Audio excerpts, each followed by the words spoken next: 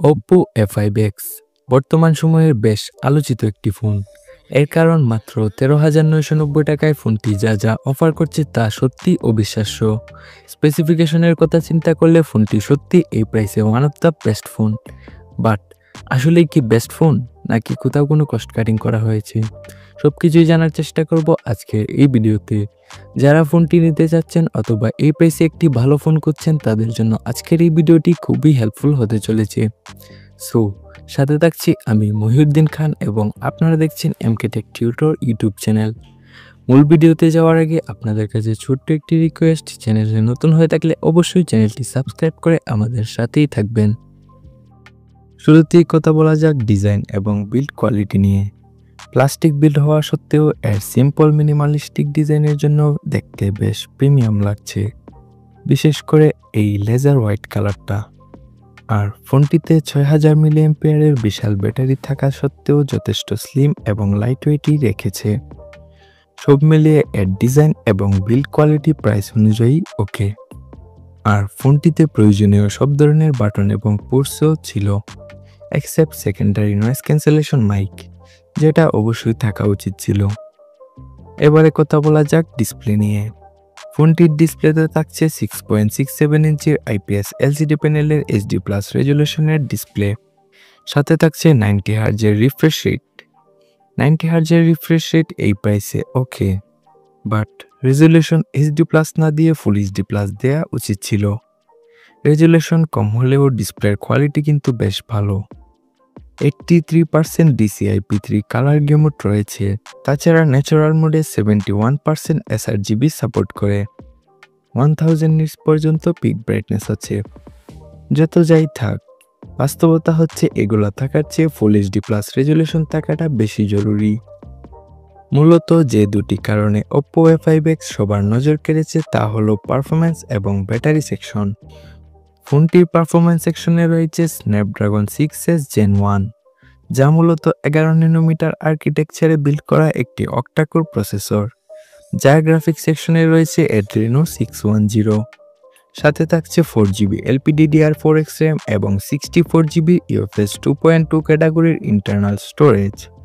6S Gen 1 social media browsing এবং daily task handling এর জন্য একেবারে পারফেক্ট একটা SoC। টুকটাক গেমিংও করতে পারবেন, লাইক ফ্রি ফায়ারের মতো গেমসগুলো অনায়াসেই প্লে করতে পারবেন। তবে PUBG, কল অফ ডিউটির মতো ভারী গেমসে অতটাও আশানুরূপ রেজাল্ট পাবেন না। আর মাত্র 4GB র্যাম থাকায় এবং চিপসেটের কিছু সীমাবদ্ধ থাকায় হেভি মাল্টিটাস্কিং বা ডেডিকেটেডলি গেমিংয়ের জন্য ভালো অপশন হবে না ফোনটি। অবশ্য এই বাজেটে হেভি মাল্টিটাস্কিং বা গেমিংয়ের জন্য কেউ ফোন নিবেও না। তবে 4GB র্যাম আসলেই কম হয়ে যায় বর্তমান সময়ের জন্য। বর্তমানে একজন নর্মাল ইউজারের ফোনেও মিনিমাম 6GB র্যাম থাকাটা উচিত বলে আমি মনে করি। ফোনটির ব্যাটারি সেকশনে রয়েছে 6000 মিলিঅ্যাম্পিয়ারের বিশাল ব্যাটারি এবং সাথে থাকছে 45 ওয়াটের ফাস্ট চার্জার। মূলত ব্যাটারি সেকশনই ফোনটির অন্যতম কি সেলিং পয়েন্ট, কেননা এর 6000 মিলিঅ্যাম্পিয়ার ব্যাটারি থেকে অনায়াসেই 1.5 থেকে 2 দিনের ব্যাকআপ পেয়ে যাবেন। আবার 45 ওয়াটের চার্জিং থাকায় খুব দ্রুত চার্জও করে নিতে পারবেন। অর্থাৎ ফোনটি নিলে ব্যাটারি নিয়ে 100% সন্তুষ্ট থাকবেন, এইটুকু নিশ্চিত থাকতে পারেন। পারফরম্যান্স সেন্ট্রিক ডিভাইস যেহেতু ক্যামেরাতে কমতি থাকবে এইটাই স্বাভাবিক। ফোনটির রিয়ারে রয়েছে 32 মেগাপিক্সেলের মেইন ক্যামেরা, আর ফ্রন্টে রয়েছে মাত্র 5 মেগাপিক্সেলের সেলফি ক্যামেরা। 32 মেগাপিক্সেলের মেইন ক্যামেরা মেনে নেওয়া গেলেও 5 মেগাপিক্সেলের সেলফি ক্যামেরা কমই হয়ে যায় এই সময়ে এসে। এখানে মিনিমাম 8 মেগাপিক্সেলের সেলফি ক্যামেরা থাকা উচিত ছিল। সেটআপ যাই হোক, যেহেতু Oppo ফোন ক্যামেরাতে মোটামুটি ভালো পারফরমেন্সই দিয়েছে, এই প্রাইসের ফোন হিসেবে আহামরি রেজাল্ট না দিলেও মোটামুটি কাজ চালানোর মতো রেজাল্ট পেয়ে যাবেন ফোনটির ক্যামেরা থেকে। ভিডিওতে হাইয়েস্ট 1080p 30fps এ শ্যুট করতে পারবেন। EIS OIS কোনো ধরনের স্টেবিলাইজেশনই নেই, অবশ্য থাকার কথাও না এই প্রাইসে। সফটওয়্যারে লেটেস্ট ColorOS 15 পাচ্ছেন বেসড অন Android 15। ColorOS নিয়ে অবশ্য নতুন করে কিছু বলার নেই, যথেষ্ট স্মুথ এবং ক্লিন UI। টুকটাক ব্লটওয়্যার আছে যেগুলার বেশিরভাগই অবশ্য আনইনস্টল করা যায়। সো এই ছিল মোটামুটি ফোনটির স্পেসিফিকেশন। এবারে কথা বলা যাক ফোনটির কয়েকটি ভালো দিক এবং কয়েকটি খারাপ দিক নিয়ে। শুরুতেই দেখে নেওয়া যাক কয়েকটি ভালো দিক। ফোনটির ভালো দিক বলতে গেলে প্রথমেই বলতে হয় এর ব্যাটারি সেকশন নিয়ে। লং টাইম ব্যাটারি ব্যাকআপ তো পাবেনই, সেই সাথে দ্রুত চার্জও করে নিতে পারবেন। আর এই দামে 6 Gen 1 একেবারে পারফেক্ট একটা চিপসেট। তাছাড়া এর ডিজাইন এবং বিল্ড কোয়ালিটিও বেশ ভালো। ডিসপ্লেতে গরিলা গ্লাস 7i এর প্রোটেকশনও দিয়েছে, মিলিটারি গ্রেডের সার্টিফিকেশনও রয়েছে। সব মিলিয়ে ফোনটিকে খুবই ভালো একটি প্যাকেজ বলা যায় এই প্রাইসে।